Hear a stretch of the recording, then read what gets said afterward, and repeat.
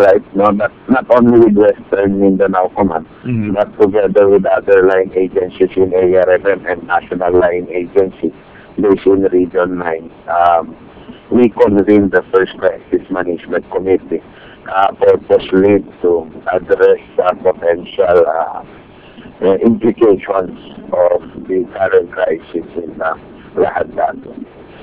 We noticed that there seems to be a diaspora of people coming back to the Philippines right now because of this incident. Ano bang interventions na meron tayo ngayon with regards to... Well, in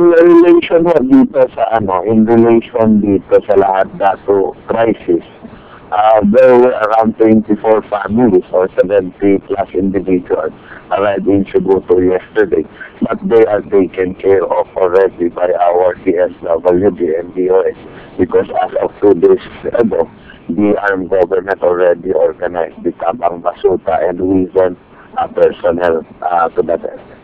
Sir, we are a little concerned about the present posturing of the MNLF with regards to this crisis.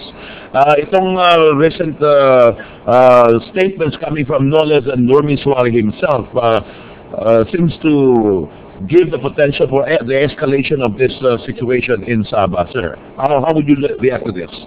Well, actually, as of yesterday, he held a press conference in Maharlika together with President.